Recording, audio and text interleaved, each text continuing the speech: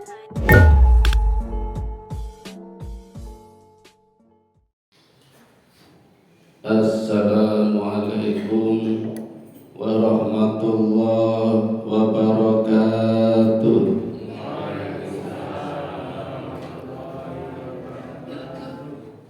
Sayyidatus Sa'adah Zumala'il A'izzah Qubailal Bidayah. Hayya bina nahmaduhu wa nasta'inuhu subhanahu wa ta'ala hamdan bila ghayah wa madhan bila nihayah. Allahumma salli ala Muhammad wa ala ali Muhammad. Ashhadu an la ilaha illallah wahdahu la syarika lah wa ashhadu anna Muhammadan abduhu wa rasuluhu la nabiyya ba'dah. Syukur alhamdulillah, monggo Bapak Ibu kita panjatkan kehadirat Allah Subhanahu wa ta'ala. Mari Bapak Ibu angkat tangan dulu yang kanan. Tidak usah tinggi-tinggi, kasihan sampingnya. Diletakkan di dada sebelah kiri. Pastikan bisa merasakan denyut jantungnya. Kalau normal pasti berbunyi Allah, Allah, Allah. Kalau yang suka berbuat dosa pasti nggak normal. Deg deg deg deg deg deg deg deg deg. Apalagi yang selingkuh, motor normal. Pejamkan mata Bapak Ibu. Tarik nafas panjang-panjang pakai hidung. Tahan sebentar. Keluarkan dikit-dikit lewat mulut. Tarik lagi dalam-dalam. Tahan sebentar. Keluarkan dikit-dikit lewat mulut. Sekali lagi. Sekarang ikuti kata-kata saya, tapi dalam hati saja. Alhamdulillah ya Allah, pagi ini Engkau telah hidupkan kami kembali. Alhamdulillah ya Allah, pagi ini Engkau juga telah mengumpulkan kami kembali beserta keluarga, beserta suami, beserta istri, dan beserta anak-anak. Terima kasih ya Allah, hari ini kami bisa menikmati segarnya udara pagi. Kami pun bisa merasakan betapa besar nikmat yang Engkau berikan kami di pagi hari ini. Pagi hari ini pula ya Allah, Engkau kumpulkan kami bersama-sama di masjid yang mulia, Masjid Al-Huda, untuk bersama-sama mengkaji ilmu-Mu ya Allah. Berikanlah keberkahan kepada ilmu yang Kau berikan kepada kami. Amin ya rabbal alamin. Tarik nafas Bapak Ibu. Keluarkan dikit-dikit. Sekali lagi. Dalam hitungan ketiga boleh buka mata. 1, 2, 3. Alhamdulillahirabbil alamin. Itu tadi namanya terapi syukur Bapak Ibu. Silakan dipraktekkan setiap hari sehabis sholat subuh. Insya Allah akan ada keajaiban. Apa? Praktekkan saja. Kalau dapat keajaiban boleh cerita. Kalau belum jangan cerita dulu. Bapak Ibu, alhamdulillah hari ini kita sudah memasuki di pungkasan hari terakhir di bulan Rabiul Awal, bulan yang ketiga tahun 1444 Hijriah. Sekedar mengenang bulan Rabiul Awal, sebelum memasuki bulan Rabiul Akhir, perlu kami sampaikan tidak ada amalan khusus di bulan Rabiul Awal. Tetapi di bulan ini sedikitnya ada 3 peristiwa bersejarah. Ini ada Ustadz Eko pun jelas ini. Pun diulang-ulang. Mungkin apa nih? So gantian Pak Eko. Yang pertama, lahirnya Rasulullah Muhammad sallallahu alaihi wasallam. Tanggal 12 Rabiul Awal, hari Senin, tahun 570 Miladiah. Yang kedua, hijrahnya beliau juga tanggal 12 Rabiul Awal, hari Senin, memasuki Madinah di waktu asar, tahun pertama Hijriah. Dan yang ketiga, wafatnya beliau juga hari Senin, tanggal 12 Rabiul Awal di tahun 13 Hijriah. Mungkin Bapak Ibu yang masih menjadi khilaf di kalangan para ulama adalah tahun hijrahnya. Hari ini saya bongkar kenapa penetapan tahun hijriah dimulai 1 Muharram, padahal Nabi hijrahnya tanggal 12 Rabiul Awal. Ini luar biasa Bapak Ibu, dan kita tahu semua penetapan tahun hijriah tanggal 1 Muharram terjadi di masa Khalifah Umar bin Khattab. Umar sendiri sebagai pimpinan, sebagai presiden, juga mengusulkan agar tahun baru ditetapkan berdasarkan wafatnya Nabi. Tapi Umar tidak menggunakan pendapatnya sendiri, justru menggunakan pendapatnya Sayyidina Ali bin Abi Thalib. Seniornya Abu Bakar As-Siddiq juga mengusulkan menggunakan tanggal lahirnya Rasul. Tapi Umar justru tidak memakainya. Luar biasa ini Bapak Ibu. Umar itu seorang presiden gagah perkasa, sangar, ganas, tapi juga cerdas, arif dan bijaksana, tidak egois menggunakan pendapatnya sendiri. Ada apa ini Bapak Ibu sekalian? Monggo Bu, beredar mboten napa-napa. Bapak Ibu, seringkali kejadian apa yang dikatakan Umar mendahului wahyu. Jadi Umar mengatakan sesuatu, setelah itu wahyu turun, loh kok sama? Itu kecerdasan Umar. Sampai Nabi mengatakan, andai saja setelah aku ada nabi lagi, maka yang pantas menjadi nabi adalah Umar bin Khattab. Kecerdasannya seperti itu akalnya. Hatinya juga Umar bisa memahami apa kehendaknya Allah.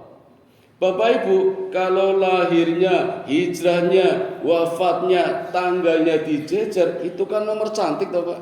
12, 12, 12. Allah nggak menghendaki seperti itu. Dan sekarang terbukti Bapak Ibu, banyak orang bermain dengan nomor cantik. Motor saya Bu, 4 nomor tidak cantik ini dipasangi 2 kali tembus itu. Sing masangi tukang parkir Malioboro. Pak Ustaz tak pasangi yo karepmu ping pindho tembus Bu. Ini kula mboten rasane. Ya malahan iki duit panas dhewe yo entek duite mung jajan. Jajan go cukit-cukitan dolan pasar kembang padha wae entek duit panas. Itu motor yang tidak cantik nomor saya dipasangi 2 kali tembus, apalagi nomor cantik. Allah nggak menghendaki seperti itu.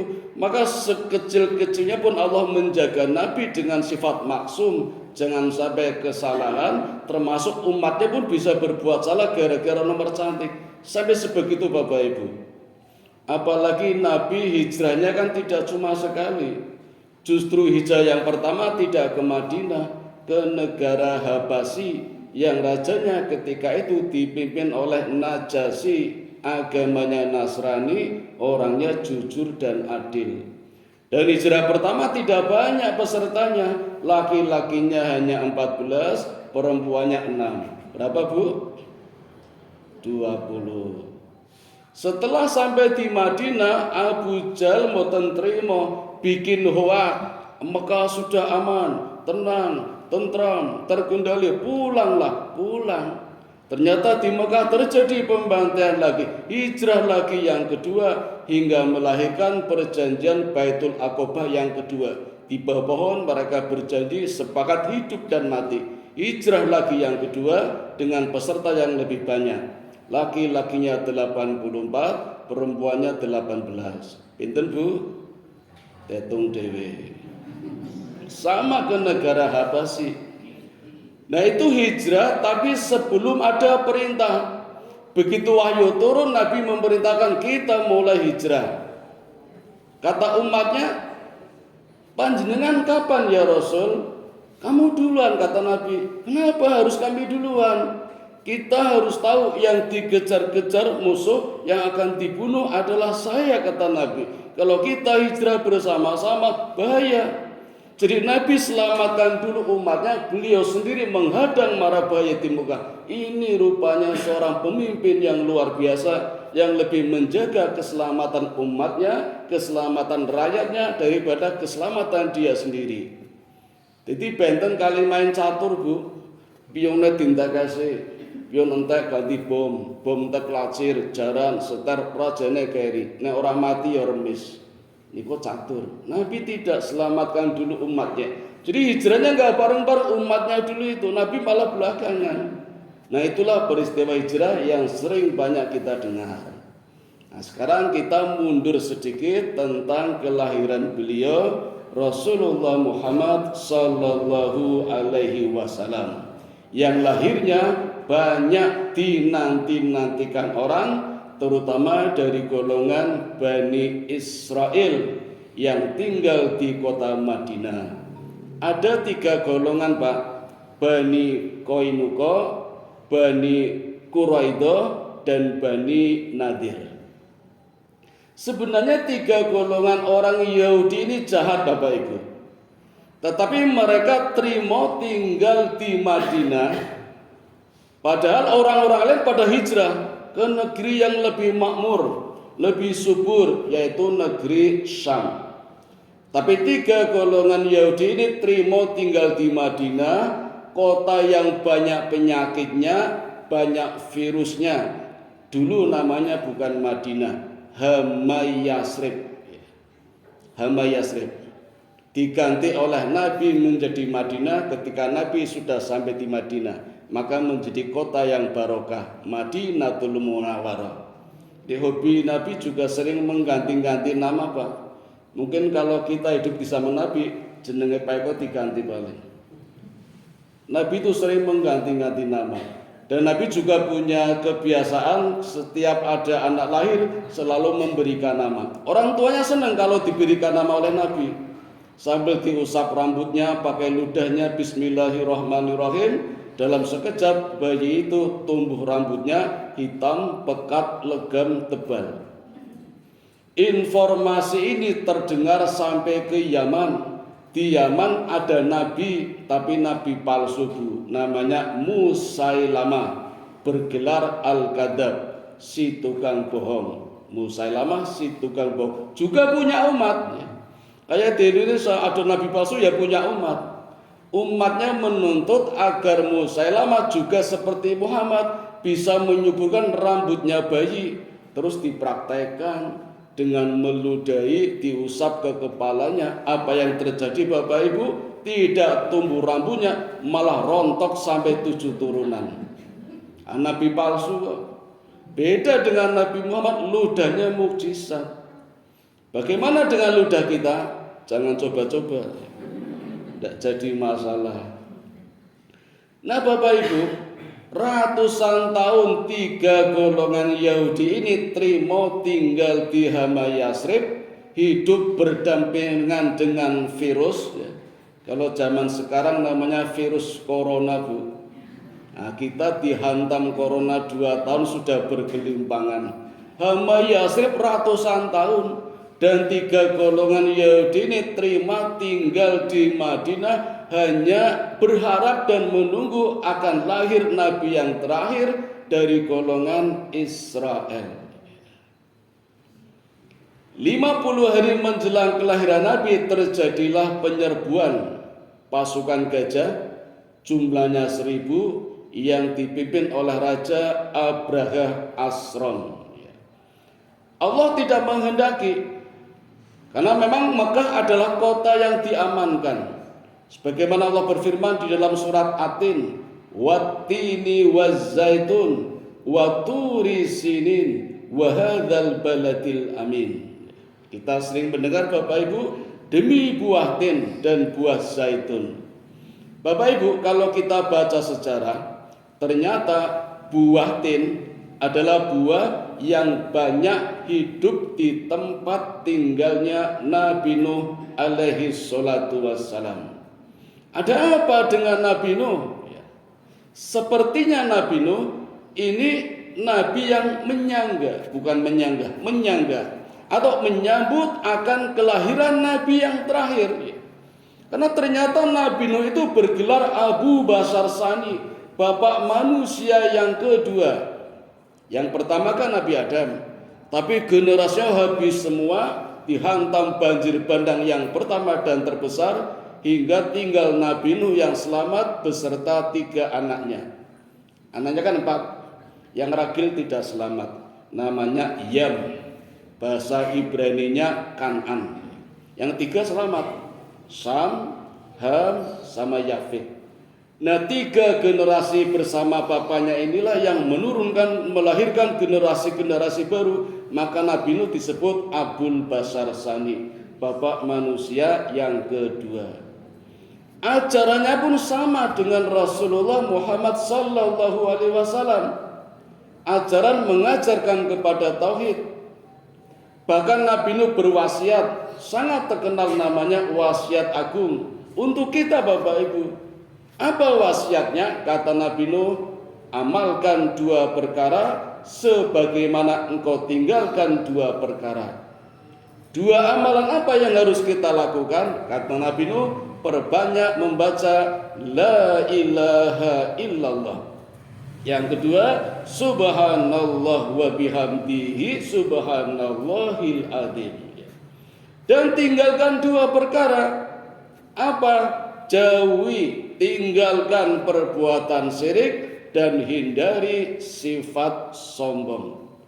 Ini kan sama seperti mata uang yang memiliki 2 sisi, bolak-balik sama. Nggak ada uang depannya 100.000 warna merah, burine 20.000, nggak ada. Ini ajaran Nabi Nuh. Ketika kita mengamalkan la ilaha illallah, sudah pasti kita meninggalkan perbuatan syirik. Ketika kita mengamalkan subhanallah wa bihamdihi subhanallahil adzim, itu akan menghilangkan sifat-sifat kesombongan dan keangkuhan. Ini wasiat Nabi Nuh. Saya jadi teringat Syekh Jabir, itu juga pernah berpesan Bapak Ibu, amalkan subhanallah wa bihamdihi subhanallahil adzim 100 kali sehari, dibaca setelah adzan subuh sampai menjelang qomat. Jadi adzan subuh Pak, bar sholat sunnah membaca itu 100 kali sambil nunggu qomat. Kira-kira cekap mboten Pak? Pernah tak coba cekap Pak? Iya maksudnya ngebut Pak. Kecuali janjian karo sing qomat sih, aja qomat sih dintane. Apa komati dhewe Pak, rampung 100 komati dhewe. Itu wasiat Nabi Nuh. Demi buah tin, wa zaitun, demi buah zaitun. Ada apa dengan buah zaitun? Ternyata Bapak Ibu, buah zaitun ini buah yang banyak hidup di daerah Masjidil Aqsa. Waktu itu namanya Baitul Maqdis. Kalau bait sekarang menjadi Masjidil Haram, Mekah ya. Nah di Masjidil Aqsa Bapak Ibu, di tempat negeri inilah ternyata ribuan nabi lahir. Bahkan puluhan ribu, malah 100-an ribu. Karena jumlah nabi adalah 124 ribu. Kita kan hanya mengenal 25 saja juga ada yang kenal biasa, ada yang kenal banget gitu. Ini 124 ribu, ratusan ribu sendiri Nabi lahir di Baitul Maqdis, di Masjidil Aqsa ya. Sumbernya itu kan Nabi Ibrahim ya Bapak Ibu. Nabi Ibrahim punya 2 anak, Ismail dan Ishak. Ismail anak pertama dari istri kedua Hajar. Hajar Bapak Ibu, ini ceritanya ya saya ambil dulu nggih. Nanti pada saatnya akan kami sampaikan. Ini tak potong, tak cuplik dulu. Jadi ketika Ibrahim bersama Sarah hijrah ke Mesir, dakwah menghadapi raja yang dolim, rajanya kan kalah, lalu memberikan hadiah seorang wanita bernama Hajar untuk Sarah. Nah, Hajar ini menurut orang-orang Yahudi adalah budak. Sebenarnya bukan budak, Bapak Ibu, anak raja yang kalah berperang terus dijadikan budak, dihadiahkan kepada Sarah. Nah, lahir Ismail. Jadi orang Yahudi tidak terima kalau nasabnya Nabi Muhammad adalah Ismail. Ismail anaknya Hajar, Hajar adalah budak. Sampai sekarang Bapak Ibu, Israel tidak menerima kalau Nabi terakhir adalah Muhammad, karena nasabnya adalah Ismail. Maunya orang Yahudi, Nabi terakhirnya nasabnya dari Ishak, dari istri pertama namanya Sarah. Karepe ngono orang Yahudi. Tapi kan kehendak Allah lain. Nah, dari Ishak sendiri Bapak Ibu lahir dua anak. Yang pertama namanya Esau, yang kedua namanya Yakub. Kembar tapi berbeda fisik dan perangainya. Esau tinggi besar, badannya kuat, kulitnya kuning, berbulu tebal dan merah. Hobinya berburu, dan kalau berburu tidak tanggung-tanggung, yang diburu beruang, singa. Badannya kuat, suka berkemah di padang pasir. Yakub berbeda, badannya kecil, suka berburu tapi berburunya di rumah kelinci yang kecil-kecil. Suka kemah ning kemah ning omah, kaya anak-anak kita ning omah nganggo jarik niku lho, Bu. Dan Yakub lebih suka membantu ibunya memasak, jadi anak mama itu. Tapi dari perangainya ini mereka tidak akur, sampai-sampai Yakub terancam akan dibunuh yang barat namanya Esau. Kata ibunya, hijrahlah. Terus hijrah ke daerah Syekh Laban pamannya. Nah, ketika hijrah, Yakub tidak kuat melakukan perjalanan siang hari karena badannya tidak sekuat Esau. Lalu perjalanannya dilakukan setiap malam. Siang istirahat, malam berjalan. Siang tidur, malam berjalan. Karena hijrahnya di waktu malam inilah, maka Yakub bergelar Isra. Ini kan Bapak Ibu peristiwa Isra Mi'raj. Surat Al-Isra ayat pertama. Subhanalladzi asra bi abdihi lailan minal masjidil haram ilal masjidil aqsa. Maha suci Allah yang telah memperjalankan hambanya dari Masjidil Haram ke Masjidil Aqsa di waktu malam. Sama dengan Yakub di waktu malam, maka Yakub bergelar Isra. Ilnya itu Allah. Jadi Israel artinya Allah yang memperjalankan hambanya di waktu malam. Itulah nama lain Yakub, Israel atau Israel. Jadi kalau Bapak Ibu mendengar kata Israel, itulah Nabi Yakub. Kalau mendengar kata Bani Israel, anak keturunannya Nabi Yakub. Kan istrinya 4 Nabi Yakub. Anaknya 12 laki-laki semua. Nah, dari 12 inilah melahirkan banyak nabi, ribuan nabi. Dari anak yang keempat Lewi itu aja melahirkan nabi-nabi Eropa. Di Denmark, di Swedia itu ada nabinya. Dari Yahuda anak kedua, Yahuda nanti menjadi tokoh Yahudi. Ini ribuan nabi banyak. Maka karepe orang Yahudi, nabi yang terakhir lahir dari golongan Israel. Karepe begitu. Tapi kan Allah menghendaki lain. Wa zaitun wa hadzal baladil amin, demi kota yang diamankan. Maka Allah amankan dari penyerbuan gajah dengan cara mengirimkan bala tentara berupa burung ababil yang membawa kerikil dari neraka dijatuhkan ke pasukan gajah. Terutama gajah yang terbesar yang ditunggangi Raja Abraha Asrom. Namanya gajah apa, Bu? Gajah Mahmud. Maka di film-film animasi gajah purba namanya gajah mamut. Itu dari kata Mahmud itu. Bahasa mereka mamut. Allah umpamakan seperti daun yang digeriti ular. Ulat, jadi matinya pelan-pelan. Begitu Allah menghancurkan kesombongan. Allah matikan semua sebelum masuk ke Mekah. Kejadiannya di lembah pengepungan Wadi Mu'asir 50 hari sebelum Nabi Muhammad lahir. Jadi Mekah itu diamankan Bapak Ibu. Sampai sekarang Nabi sendiri juga mengatakan besok di akhir zaman ketika Dajjal muncul, hanya 2 kota yang steril yang tidak dimasuki Dajjal, yaitu Makkatul Mukarramah dan Madinatul Munawwarah. Maka kalau kita besok ingin selamat Bapak Ibu, lari ke Mekah atau ke Madinah. Iya mungkin nggih. Paling lari ke Masjid Al-Huda. Nah kalau begitu Nabi juga mengatakan, kan Nabi 2 kali mengatakan, andai saja ketika Dajjal muncul aku masih hidup, aku sendiri yang akan membunuhnya.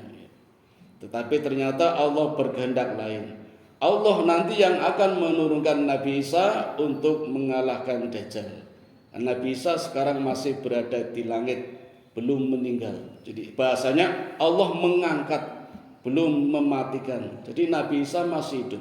Ada 4 nabi Bu yang masih hidup. Nabi Idris di langit keempat, Nabi Zulkifli, Nabi Khidir di Gunung Qaf, dan satu lagi Nabi Isa. Ada 4 nabi yang dikabarkan masih hidup, belum meninggal. Luar biasa kehendak Allah ini. Diamankan ya. Dan Nabi mengatakan bila engkau bertemu dengan Dajjal maka larilah sejauh-jauhnya. Karena kalau bertemu pasti kalah, pasti tertipu. Karena Dajjal itu penipu. Ketika menawarkan api sesungguhnya air, ketika menawarkan air sesungguhnya api. Jangan sok pahlawan. Zaman sekarang banyak orang jadi pahlawan. Nanti kalau aku nyalek jadi ini akan mewarnai dengan keislaman. Janjinya begitu masuk malah kegowo. Itulah Dajjal seperti itu gambarannya. Itu baru Dajjal pembukaan, belum Dajjal yang sebenarnya.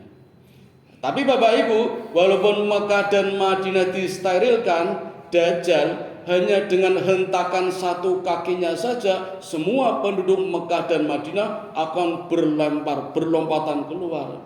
Nah, Dajjal tinggal menginjak-injak saja. Mudah-mudahan kita tidak mengalami Bapak Ibu kondisi yang seperti itu. Naudzubillah min dzalik. Selanjutnya Bapak Ibu, detik-detik menjelang kelahiran beliau, betapa sibuknya Abdul Muthalib, paman Nabi. Karena Aminah yang mengandung Nabi Muhammad sallallahu alaihi wasallam sudah tidak punya suami, namanya Abdullah. Sekedar selipan Bapak Ibu, Abdullah ini anak yang ke-10 dari Abdul Muthalib. Anaknya 10 laki-laki semua. Dulu Abdul Muthalib pernah nadar, kalau aku punya anak yang ke-10 laki-laki lagi, akan aku sembelih, akan aku persembahkan kepada dewa. Dulu kan belum Islam, jadi masih seperti itu keyakinannya. Ternyata lahir yang ke-10 laki-laki, rupanya rupawan, lucu, tampan, jadi nggak tega mau disembelih, pada nadar. Akhirnya menghadap ke dukunnya. Ini ceritanya kayak Krishna Bapak Ibu, kan juga mau dibunuh, dinadarkan, tapi ternyata kan nggak jadi. Ini Krishna cerita India gitu. Karena eman-eman gitu, ora tegel ajeng dipersembahkan kepada dewa, akhirnya diganti dengan denda. Caranya diundi, membuat undian 10 batu, 1 batu ditulis Abdullah, 9 batu ditulis onta. Terus diundi sekali, 2 kali, sampai 10 kali Bu, yang keluar Abdullah terus.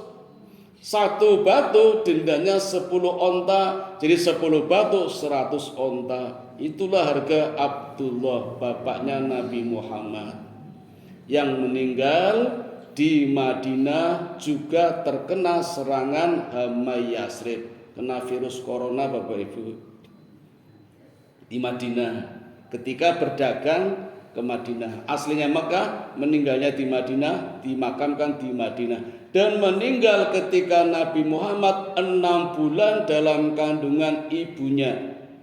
6 6 bulan dalam kandungan ibunya sudah yatim, Bu. Coba kita bayangkan betapa sedihnya beliau di dalam kandungan 6 bulan sudah yatim. Kalau ada orang yang sama seperti beliau, beliau sudah memberikan contoh dan sudah mengalami. Jangan merasa paling sedih. Beliau juga sedih, 6 bulan dalam kandungan sudah yatim. Maka Abdul Muthalib sibuknya bukan main, ya, membantu persalinannya. Dan begitu lahir langsung dilarikan ke Ka'bah, diberi nama Muhammad. Hari itu Bapak Ibu, Yahudi juga geger di Madinah. Karena tanda-tanda kelahiran sudah ada, munculnya bintang Najmu Ahmad. Sehingga 3 golongan Yahudi ini menyisir dari kota ke desa, dari desa ke kota. Ternyata tidak dijumpai seorang wanita pun yang melahirkan. Di Madinah nggak ada. Mulai resah ini. Resah, ngamuk, kayak Satpol PP mungkin. Sampai-sampai 2 penduduk asli Madinah, golongan Ansor, kan ada 2 suku, suku Khazraj dan suku Aus. Ini diusir sehingga mengungsi ke Mekah. Nah, ketika mengungsi di Mekah inilah bertemu dengan Abdul Muthalib. Bertemu dengan Abdul Muthalib dan lihat bayinya. Setelah dicek, dicocokkan dengan kitabnya orang Yahudi, namanya kitab Tanah, dan juga kitab Taurat, sama tanda-tandanya. Di baunya ada stempel kenabian. Monggo dicek Bapak Ibu, wonten-wonten jenengan. Nggih mboten wonten. Wonten ning stempel panuh nggih. Sehingga hari itu juga suku Khazraj dan Aus masuk Islam. Padahal Nabi belum lahir, Bu. Nabi belum lahir, belum membawa risah Islamnya, tapi seolah pasrah dengan kebenaran firman Allah. Jadi pindah agama 2 suku Khazraj dan Aus ini. Yahudi dengar, terus ngeluruk ke Mekah. Ternyata betul Nabi yang terakhir lahir di Mekah, bukan di Madinah. Asli orang Arab, bukan orang Israel. Sehingga orang-orang Israel mengatakan dahabat nubuat Israel. Selesai sudah generasi Israel. Mereka kecewa sampai sekarang Bapak Ibu. Orang Israel sering membuat masalah, bahkan berseteru dengan Palestina gara-gara diantaranya Nabi yang terakhir bukan dari golongan mereka. Sampai-sampai Bapak Ibu di dalam kitabnya orang Yahudi, kitab Tanah, ada 4 nabi yang tidak ditulis di kitab mereka. Karena 4 nabi ini orang asli Arab, asli Mekah. Nabi Hud, Nabi Soleh, Nabi Syuaib, dan Nabi Muhammad. Dengan cek di kitab Yahudi nggak ada 4 nabi. Sampai sebegitu bencinya orang Yahudi kepada orang Arab, apalagi yang ada nabi 4 ini tidak diceritakan. Ngaten Bapak Ibu. Mau sambil tunjuk Bapak Ibu. Oh pun telas tahun ini. Lo tesi woto ini. Bapak Ibu, di Makkah ada satu tradisi. Setiap wanita melahirkan bayinya harus diamankan ke desa. Berarti Nabi lahir di kota nggih? Bahkan dalam riwayat ahli sejarah mengatakan hampir semua nabi lahir di kota, nggak ada yang di desa. Ngapunten mboten usah nesu. Nabi lahir di kota Madinah, nggak ada desa Mekah, nggak ada desa Mekah. Nah, tradisi mereka harus diamankan di desa. Kenapa? Image kota ketika itu adalah daerah yang banyak virus, banyak penyakit, tidak cocok untuk pendidikan, mudah terkontaminasi, maka diamankan ke desa yang tidak banyak polusi, udara masih segar dan dapat meningkatkan kecerdasan. Malioboro niku nggak cocok Bu untuk pendidikan. Coba jenengan teng Malioboro, mertamu nggak ada rumah yang punya ruang tamu, nggak ada. Kalau ada hanya motor-motor parkiran kabeh niku, nggak cocok untuk pendidikan itu. Nabi juga diamankan ke desa. Gayung bersambut, di desa pun ada kabilah-kabilah yang punya profesi masing-masing. Di antara profesinya adalah menyusui bayinya orang lain. Tentu ini dilakukan oleh ibu-ibu yang punya bayi. Nek ora ndek bayi ora iso nyusoni. Ya sama dengan di tempat kita nggih, ada satu desa pengemis kabeh. Ada satu desa pengamen kabeh. Ketoke pengamen nggih jebul omahe tingkat, mobilnya apik. Niku lho teng perapatan Jades nganggo klambi munyuk niku lho. Warnane ijo, munyuk kok ijo, mbok ireng atun nggih. Modele nganggo speaker aktif regane 500.000, joget-joget sedina iso 500.000, ngalahke pegawai negeri wae kok. Mereka mendengar Aminah, wanita Mekah melahirkan, berkehendak mengasuh bayinya, menyusuinya dengan harapan mendapatkan upah. Itu tradisi orang-orang yang tinggal di desa Mekah. Maka hari itu banyak kabilah-kabilah yang datang dengan menggunakan onta yang besar-besar, kuat-kuat, larinya cepat, karena berebut ingin mengambil bayi Muhammad untuk disusuinya. Sampai di rumah Aminah kecelek, semuanya kecewa. Ternyata bayi Muhammad yatim, keluarganya miskin. Nanti kalau diambil dapat upah apa? Nggak ada yang mau, Bu, pulang semua. Ada satu lagi yang datang terlambat. Ontane kurus, bengkring, mlakune timak-timik, teklak-tekluk. Ditunggangi suami istri dengan membawa satu bayinya. Siapa namanya, Bu? Halimah Sa'diyah dari Bani Sa'diyah. Sama sebenarnya kecewa, sampai di sana ternyata bayi Muhammad yatim, keluarganya miskin, nanti nggak dapat upah gimana? Pulang. Ketika mau pulang kata suaminya, kita sudah jauh-jauh ke sini, ambil sajalah. Diambil saja nggak apa-apa, siapa tahu ada barokahnya. Ternyata betul, Bu. Begitu bayi Muhammad diambil, Allah langsung memberikan barokah. Dinaikkan ke onta, disusuinya, luar biasa Bapak Ibu. Air susunya santer. Jadi koyok keran nih kok. Betul saya bayangkan baik kok. Loh ini sehat loh, Bu.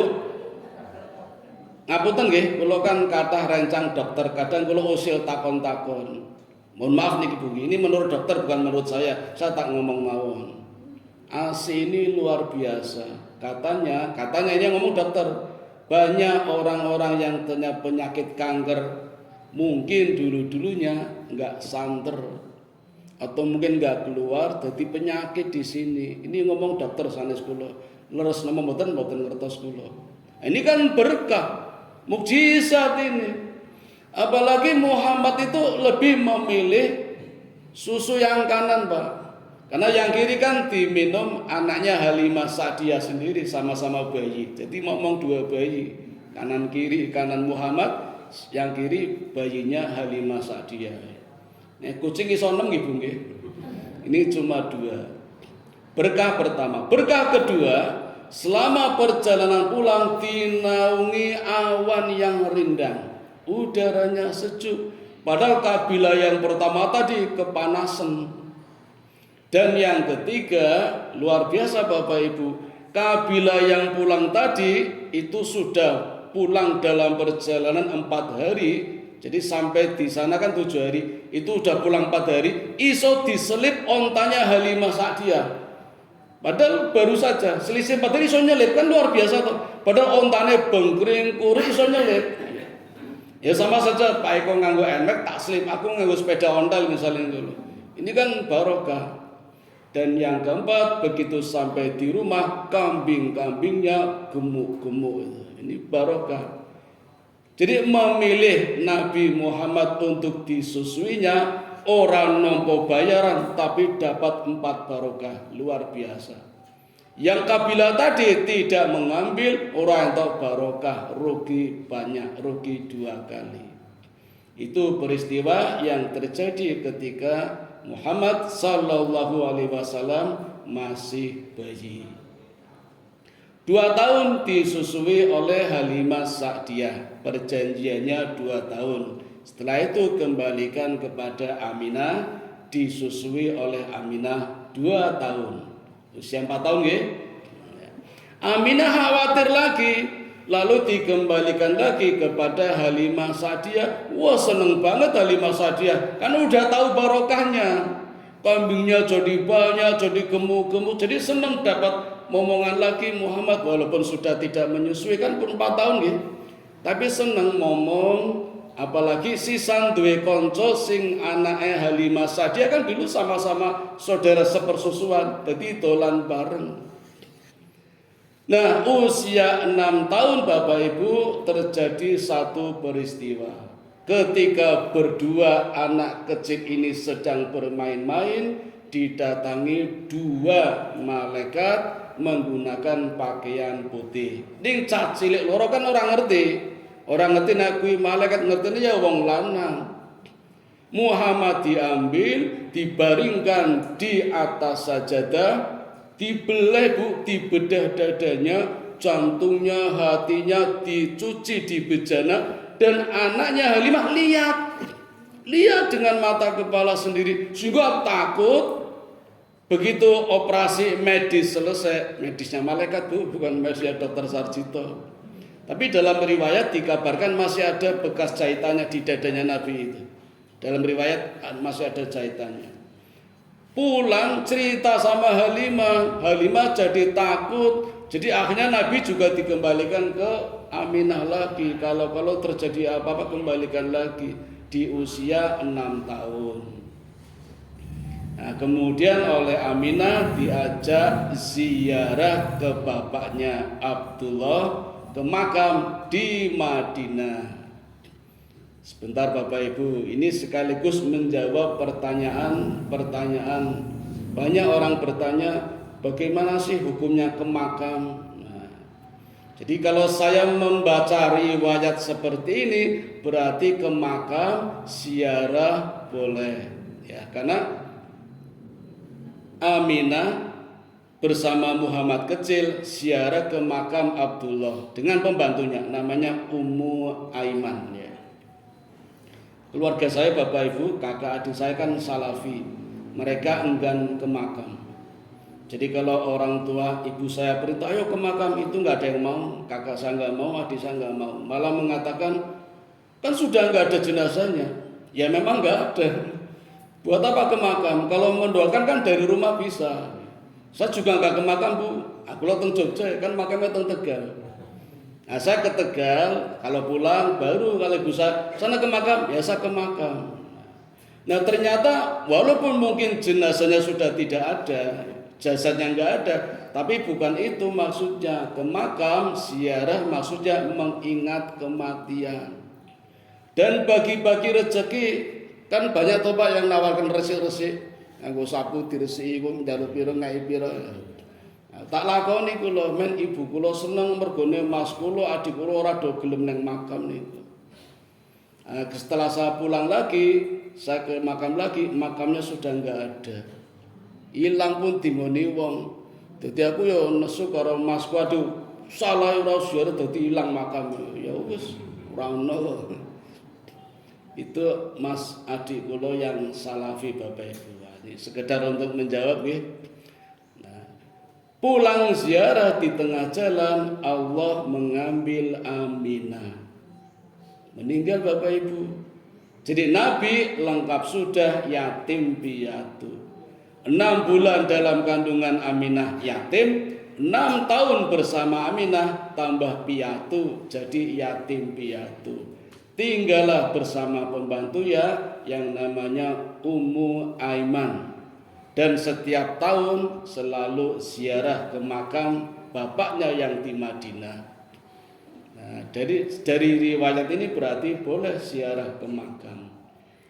Dalam riwayat Bapak Ibu, Ummu Aiman umurnya lebih panjang daripada Muhammad. Jadi Ummu Aiman menyaksikan sendiri Nabi Muhammad meninggal. Dan ketika ziarah kepada makam Muhammad selalu menangis. Sampai Abu Bakar mengatakan, "Ya Ummu Aiman, kenapa engkau menangis di makam Muhammad?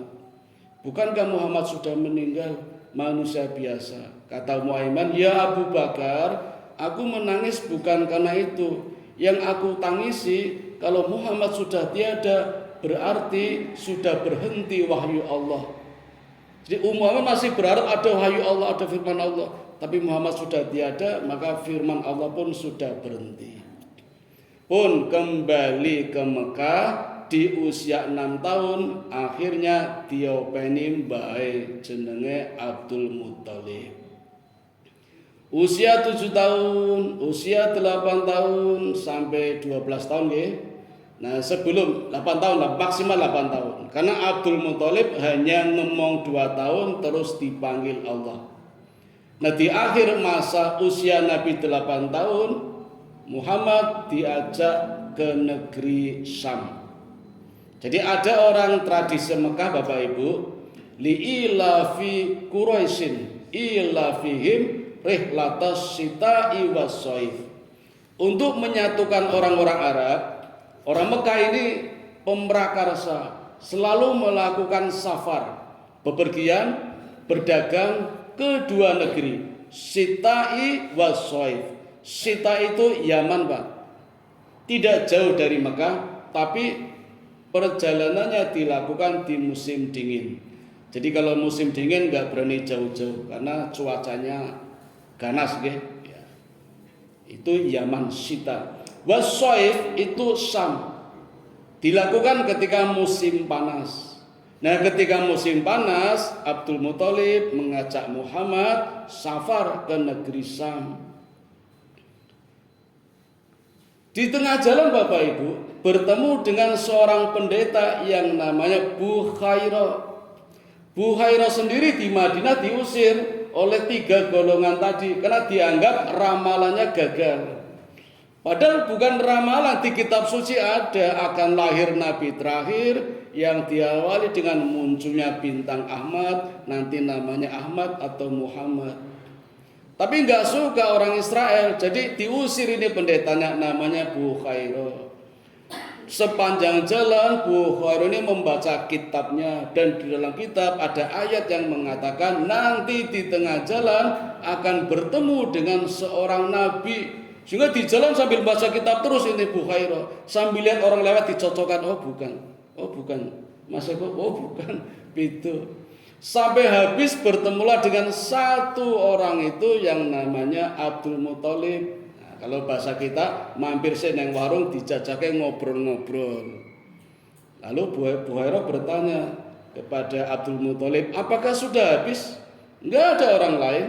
Kata Abdul Muthalib, ada satu lagi anak saya.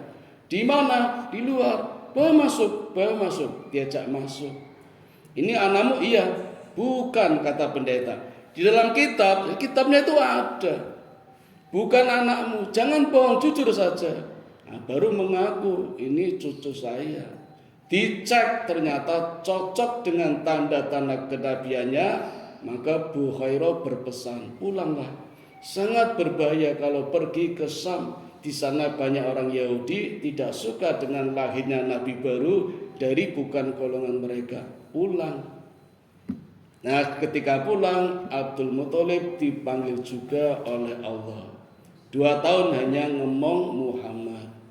Akhirnya diasuh oleh pamannya bernama Abu Thalib. Abu Thalib sangat cinta, senang dengan Muhammad. Jadi Muhammad kecil Bapak Ibu sebenarnya banyak yang suka, yang senang. Abu Lahab saja senang ke Bapak Ibu, karena belum tahu kalau nanti jadi nabi, kan masih kecil, senang. Sampai-sampai menjodohkan, nanti kalau besar nanti menikah ya dengan anak saya, kata Abu Lahab, namanya Ruqayyah dengan Ummi Kulsum. Tapi nanti dalam sejarah setelah jadi nabi malah jadi benci itu, malah disuruh cerai itu. Ini nanti masih panjang, ini masih usia 8 tahun. Terus ringkas cerita, di usia 10 tahun sama dengan anak-anak lain, Nabi juga sering bepergian, tolan. Cuma bedanya anak-anak lain itu ya main-mainnya main-main yang sia-sia. Nabi tidak. Nabi pilih-pilih mainannya. Bahkan ketika mulai menginjak remaja, berbeda dengan remaja yang lain. Yang lain suka minum-minuman, mabok-mabokan, nonton pentas seni. Dulu ada pentas seni, ledek munyu, angguk, jatilan. Nabi nggak mau. Sampai pernah diajak teman-temannya jagong manten. Dulu ada Pak Ipun jagong manten. Nabi ya ikut tapi nggak mau masuk. Diajak ke pasar, diajari dagang, ya ke pasar tapi nggak mau masuk di luar.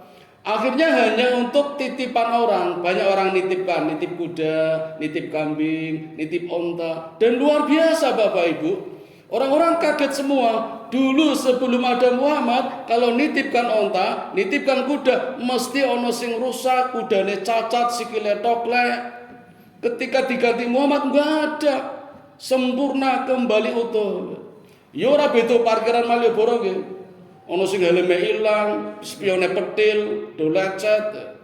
Muhammad ini amanah itu di usia masih muda, masih remaja sudah menjadi tukang parkir, dan tukang parkirnya belum ada motor mobil. Ya parkir kuda, parkir onta, parkir kambing. Tapi amanah. Sehingga di usia remaja pun sudah mendapatkan gelar dari masyarakat, dari orang-orang sebagai shodiqul amin, orang yang jujur dan dapat dipercaya.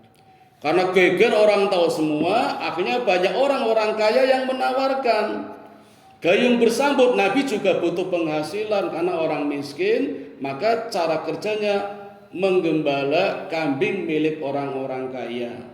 Ada 7 orang kaya, jadi Senin sampai Ahad gantian menggembalakan kambingnya siapa gitu. Dan luar biasa Bapak Ibu.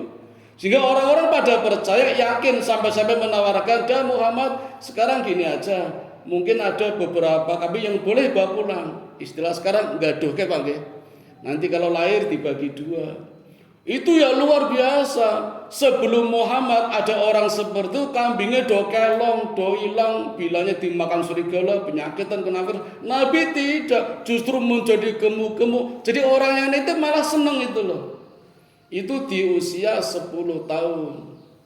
Terus berlanjut ke Abdul Muthalib mulai mengajak Nabi berdagang di usia 12 tahun. Luar biasa Bapak Ibu, kalau kita meniru beliau pasti tidak akan rugi. Karena cara dagang beliau begini.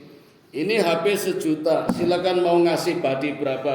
Iki arem-arem 2.000, silakan mau ngasih badi berapa. Iki teh 3.000, silakan mau ngasih badi berapa.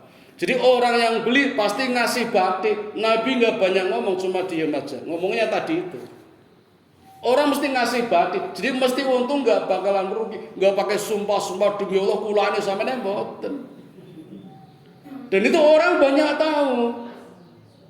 Apalagi di negeri Sam bersama Abu Thalib mulai kenal dengan Utsman bin Affan, Abdurrahman Auf, Abu Bakar As-Siddiq. Jadi kenalannya saudagar-saudagar kaya itu. Mulai kenal di usia 12 tahun Bapak Ibu, luar biasa ini. Sampai-sampai Khadijah mulai tanda tanya, ini kok beda dengan orang-orang yang lain ini. Cobalah tak uji ya. Tak kasih modal, panggil Muhammad di hadapan Khadijah, ditawari modal. Nabi Muhammad Bu, orangnya birrul walidain, menghormati orang tua. Walaupun bapak ibu sudah nggak ada, diasuh oleh pamannya Abu Thalib, pamannya dianggap orang tua. Ditawari modal oleh Khadijah, tidak serta-merta langsung menerima. Tanya dulu izin karo Abu Thalib pamannya, boleh nggak kalau aku ditawari modal oleh Khadijah? Beda dengan anak-anak sekarang. Coba bang nawarin, ambil, bang percet jopo. Konsultasi dulu dengan orang tuanya. Silakan ambil, tidak apa-apa, dengan sistem mudharabah. Modalnya dari Khadijah, Muhammad yang memutarkan, hasilnya luar biasa. Khadijah semakin yakin. Sebentar Bu nggih. Di usia 15 tahun Nabi mulai diajak berperang. 15 tahun. SMP nggih, kelas 3 ini cah saiki. Mulai diajak berperang. Tugasnya menyediakan persenjataan. Ketika itu namanya perang Fijar, dari kata Fijar. Fijar dari kata fujur, pengkhianatan. Jadi orang suku Quraisy dan suku Kina'ah diserbu oleh suku Yahudi. Orang kafir waktu itu musyrik, walaupun kafir tapi yakin betul dari 12 bulan ada 4 bulan yang disucikan, diharamkan untuk melakukan peperangan. Harus ibadah ansih, nggak boleh main-main, nggak boleh menganiaya orang. Nah, ketika bulan Muharram, Yahudi ini menyerang suku Kana'ah dan suku Quraisy. Jadi kayak Israel lembur Palestina kan orang delok bulan toh Bu. Nah, padahal mereka punya keyakinan ada 4 bulan yang tidak boleh digunakan untuk menyerang. Israel menyerang ini.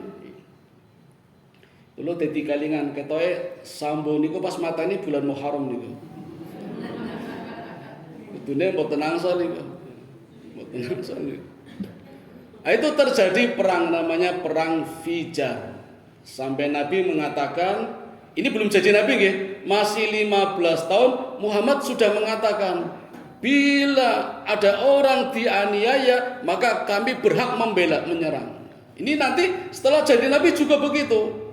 Nabi banyak membela orang-orang yang didolimi. Besok ngibungi ketika perang Khandaq itu ada seorang sahabat.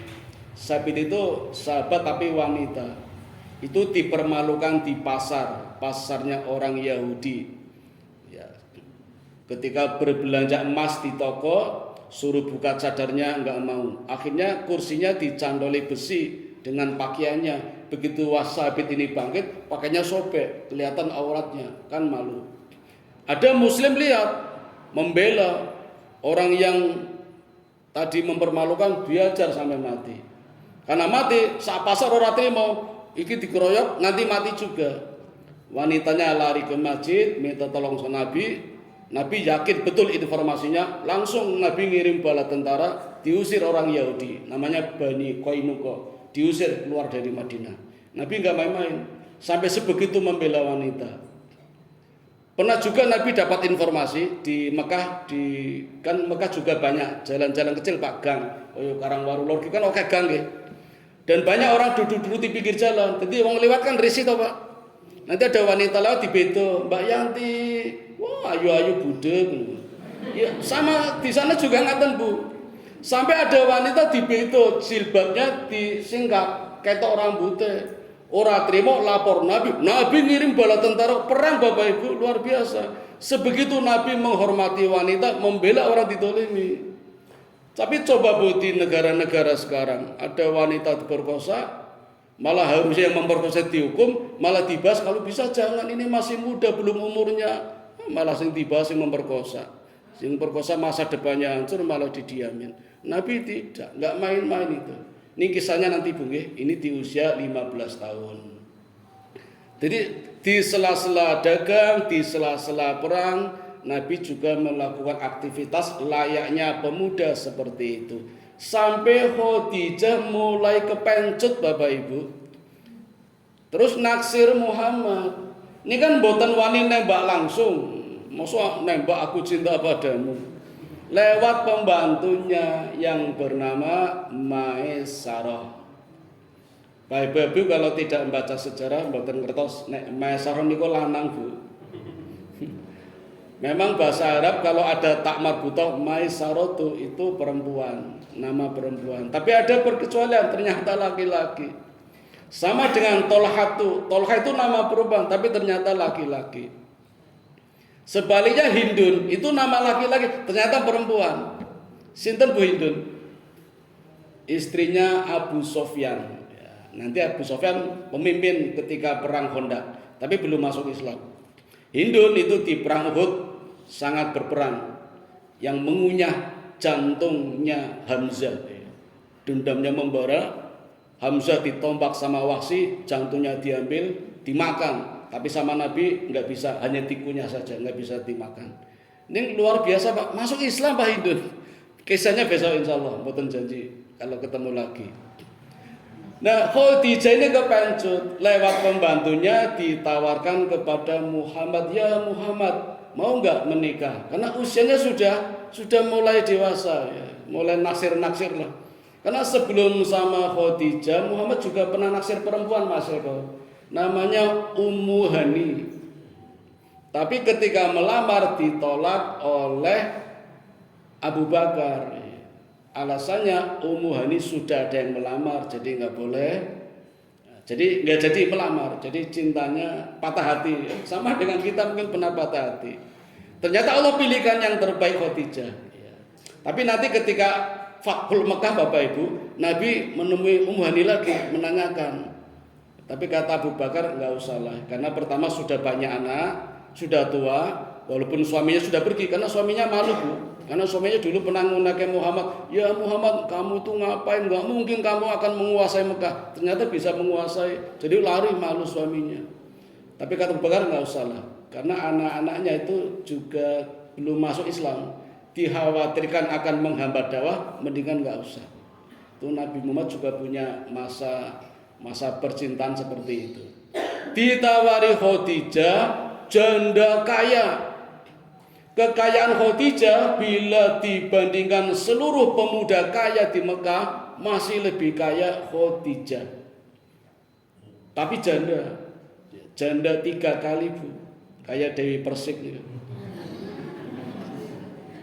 Wingi diwawancarai orang genah Dewi Persik, ditanya jawabannya, kata Dewi Persik, mendingan saya bersuami 3 kali tapi tidak ada yang KDRT daripada bersuami sekali KDRT.